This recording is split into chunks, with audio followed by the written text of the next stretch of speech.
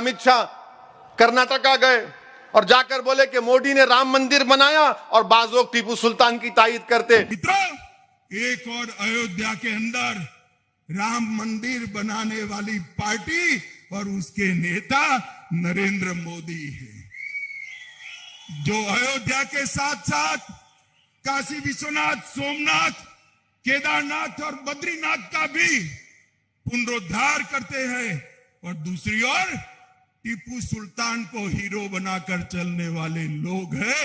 इसके बीच में कर्नाटक की जनता को पसंद करना है। अमित शाह साहब सुनो, टीपू सुल्तान की तारीफ क्यों करते हम? क्योंकि जब भारत की नई आईन की किताब लिखी गई, बाबा साहेब अंबेडकर ने आईन बनाया, नेहरू थे, सरदार पटेल थे। कौन कौन थे? नेहरू थे, सरदार पटेल थे, श्यामा प्रसाद मुखर्जी थे, मौलाना अबुल कलाम आजाद थे, राजेंद्र प्रसाद थे। इन तमाम बड़े बड़े लीडर्स की मौजूदगी में रफी अहमद किदवाई थे। इन तमाम की मौजूदगी में जब पहला कॉन्स्टिट्यूशन की किताब बनी, उसमें उन तमाम लोगों की फोटोज है। राम सीता की है, गुरु नानक की है, बुद्धा की है, महावीर की है, झांसी की रानी की है, बादशाह अकबर की है, और टीपू सुल्तान की भी है उसमें।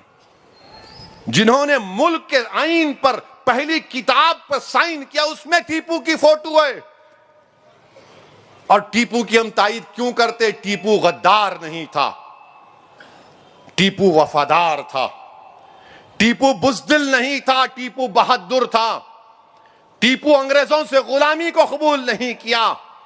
टीपू ने अंग्रेजों के खिलाफ झंडा उठाया कि इस मुल्क को अंग्रेजों की गुलामी से आजाद कराऊंगा, और टीपू शहीद हो गया। अपने हाथ में तलवार थी टीपू की। और ये अंग्रेजों के जो गुलाम थे आज टीपू को गाली देते हैं।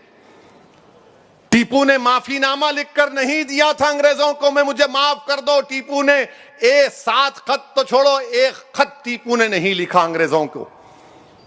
आज आप कहते हैं कि टीपू सुल्तान गद्दार है। अरे फिर कौन वफादार है बताओ? और फिर ये सेकुलर पार्टियों को आप पूछो, भाई आपको क्या बोलना है इसके ऊपर? कुछ नहीं बोलेंगे। नहीं, मुसलमानों का वोट तो होना, मगर बोलते क्यों नहीं? अरे नहीं, समझो ओवैसी साहब, मोदी को फायदा होता। अरे मोदी को फायदा तुम्हारी नाअहली से हो रहा है। मोदी को फायदा तुम्हारे सही काम नहीं करने से हो रहा है।